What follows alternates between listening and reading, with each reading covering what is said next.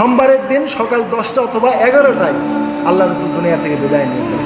সেই সোমবারের সকালবেলা ফজরের নামাজ আল্লাহ রসুল সাল্লাল্লাহু আলাইহি ওয়াসাল্লাম মা আয়েশাকে বললেন যে তুমি আমার ঘরের একটু পর্দা তুলে দাও। মা আয়েশা রাদিয়াল্লাহু তাআলা আনহা ঘরের পর্দা তুলে দিলেন। সাহাবায়ে কেরাম মনে করলেন যে আল্লাহ রসুল মনে হয় তিনি জামাতে শরীক হবেন। আবু বকর ইমামতি করতেছিলেন, তিনি পাশে সরে যেতে চাইলেন, কিন্তু আল্লাহ রসুল ইশারায় করলেন যে না, তিনি পরিবারের মানুষের কাঁধে ভর দিয়ে সাহাবীদের নামাজের এই দৃশ্যটা দেখছিলেন। সাহাবায়ে কেরাম রাসূলুল্লাহ সাল্লাল্লাহু আলাইহি ওয়াসাল্লামের চেহারার দিকে তাকিয়ে বলেন হযরত আনাস যে কান্না ওয়াজহাহু ওয়ারাকাতু মুসাহাব, আল্লাহ রসুলের চেহারায় আমরা যখন তাকালাম তার চেহারা দিয়ে নূর ছুটছে। কোরআনের আয়াত যেমন জলজল করে ওই রকম কোরআনের আয়াতের মতো তার চেহারা আলোকিত। তার এই নুরানি চেহারা আমরা আবেগ আপ্লুত হয়ে গেলাম যে আমরা মনে হয় রসুলের সাথে জামাতে নামাজ পড়ার আবার সুযোগ পেয়ে যাচ্ছি। কিন্তু আল্লাহ রসুল আবু বকর ইশারায় করলেন তুমি ওখানেই থাকো, তুমি ইমামতি করো। ইমামতি করার সামর্থ্য আমার নাই। ঘরের পর্দা আবার নামিয়ে দেওয়া হলো। আল্লাহ রসুলের প্রচণ্ড জ্বর, মাথা ব্যথা শুরু হয়ে গেল, বারবার তার জ্ঞান চলে যাওয়ার মতো ভাব। তাই তিনি সকালবেলা সংবাদ দিলেন যে আমার কলিজার টুকরা ফাতেমাকে একটু ডাকো। জীবনের শেষ দেখাটা আমার বেটির সাথে একটু আমি দেখা করে যাই।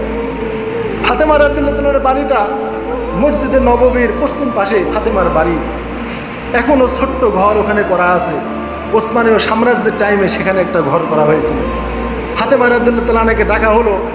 ফাতেমা রাদিয়াল্লাহু তাআলা সোমবারের দিন সকালবেলা ফজরের নামাজের পর আব্বাজানকে দেখার জন্য চলে আসলেন। প্রচণ্ড জ্বর, প্রচুর মাথা ব্যথা, প্রচুর কষ্ট হচ্ছে।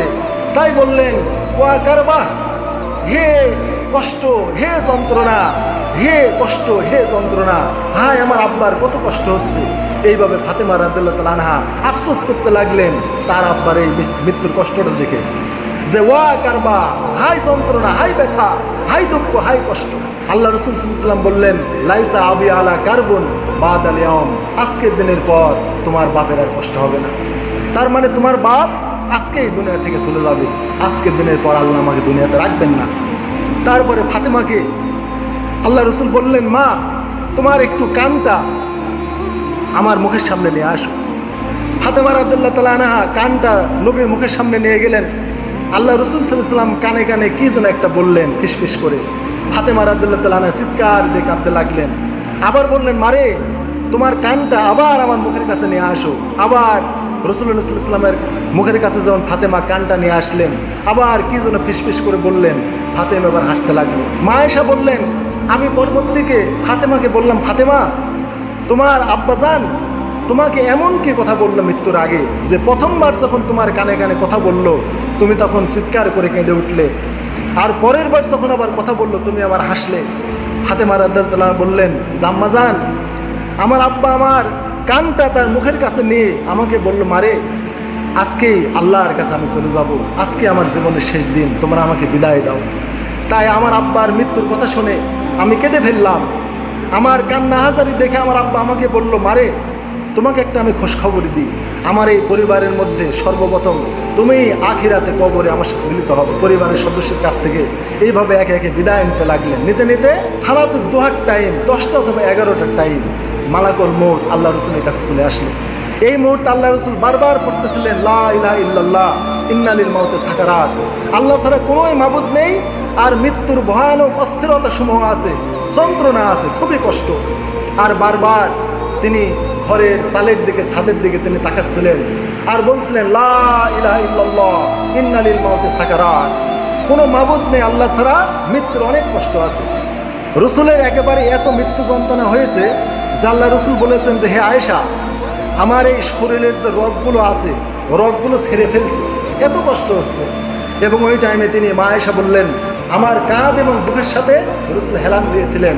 আর তিনি এই চোখটা তিনি ঘরের ছাদের দিকে তিনি উঁচু করে তিনি দোয়া পড়তেছিলেন মা আল্লাযিনা আনআমা আলাইহিম মিনান নাবিয়্যিন ওয়াস সিদ্দিকিন ওয়াশ শুহাদা সালিহিন ওয়া হাসুনা উলাইকা রাফিকা আল্লাহুম্মা গফিরলি ওয়ারহামনি ওয়ালহিকনি বিরফিকিল আলা আল্লাহুম্মা রাফিকাল আলা মা আল্লাযিনা আনআমা আলাইহিম মিনান নাবিয়্যিন, আল্লাহ আমাকে তুমি নবী, সিদ্দিক, শহীদদের সাথে আমাকে মিলিত করে দাও।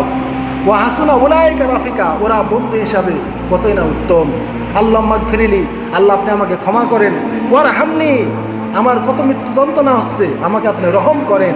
বল হেপনি বির রফিকুল আলা, আপনার মতো মহান বন্ধুর দরবারে আপনি আমাকে নিয়ে নেন।